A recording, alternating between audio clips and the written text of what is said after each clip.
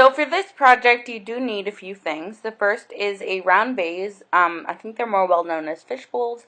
Some glue, something designed to bond glass to glass. Marbles, gloves, a bowl. I used a paper bowl so I can throw it out. Popsicle sticks, water, and your grout. So what I began with was opening up my marbles. These are just like the flat marbles that have a flat side and then are rounded on the other side. They cost $1 at the dollar store to get a bag. And I bought 5 bags. I only ended up using 2.5. So yeah, I laid out all my marbles into a pattern that I liked, and then went ahead and peeled off all of the um, stickers, I guess, on the actual packaging. This fishbowl, as you can see here, was $3 at a store called Dollarama. So to stick the glue, not to stick the glue, to stick the beads to the glass, you need a strong glue. Something designed to bond glass, or that will bond glass.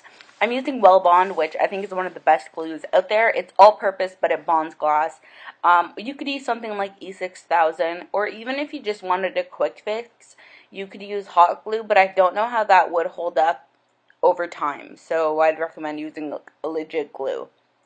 Anyways, so you could do it this way. Put some glue down and, line your pattern up onto the thing. However, as you can see, it slides around and it makes it really hard. So at this point, you want to use gravity to your advantage. Also, start at the top of the bowl because that's where you want the rim to be even. The bottom's not really the end of the world because it's the bottom. So, like I said, use gravity to your, you know, ability. Use it for your ability. I don't know what the saying is that I'm looking for, but it's not coming out. So let's move on. Okay, so go ahead and glue them all on. To get the first round done, I just used some of the beads to hold it up until I had a complete round line around the entire vase of the beads glued down, and then I actually went ahead and used some modeling clay. This isn't air dry, so it won't dry and like stick to the stuff. It'll stay malleable. But as you can see here, once you have that kind of base down, it just works off of gravity and it can't slide anywhere if it has nowhere to go. So continue your pattern. My pattern is intended to be 2 blues and then a white, which it is the whole way around, except for you can see a certain part on the right here where I didn't have enough space to do that. So my option was either to have 5 blues or I just alternated the colors. Once it's done, let it dry completely. I let mine dry overnight to be 100% sure it was secure and dry. I then went ahead and put on a glove and mixed up some of my grout. So this is why I used a plastic container, or not plastic, paper, because I was not about to have to clean out an actual bowl that had grout in it. Not to mention that can't be very sanitary. And then I just went ahead and mixed it up. Follow the instructions on your grout. I have no idea what the difference is between sanded and unsanded grout. I'm using unsanded grout or non-sanded, whatever. And I'm following the directions on my package. That's all I can say to do.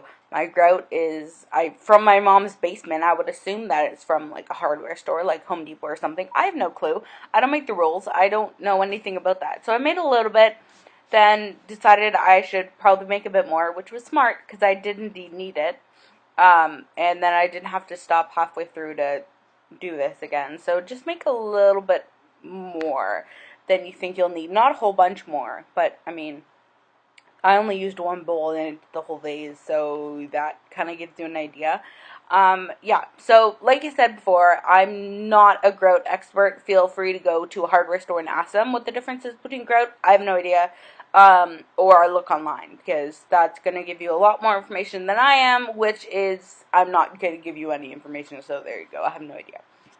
Okay, so mix it all together, and what do you got? You got pasty grout. So at this point, you want to just take it and rub it all over your piece.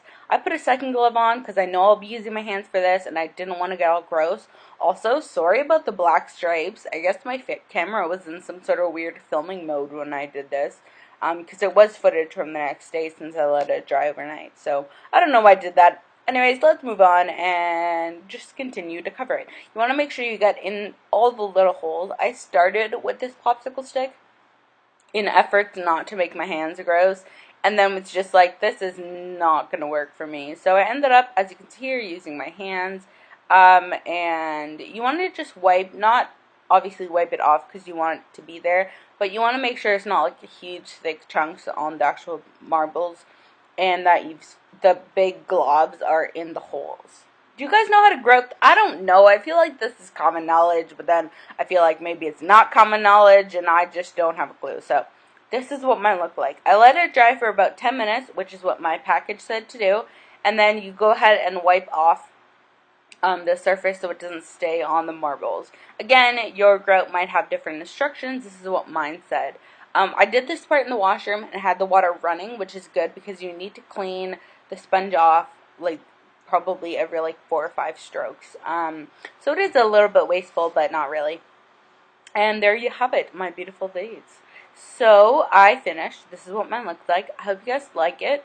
I hope you try it out. I'm going to use mine as a planter to put a whole bunch of plants in when summer comes. And I'll probably set it outside. For now, it's just sitting on my mantle empty. It's not a mantle, it's a bookshelf.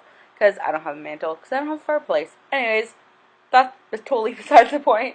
My point is, I hope that you guys did enjoy this video. And I will talk to you guys next time. Bye.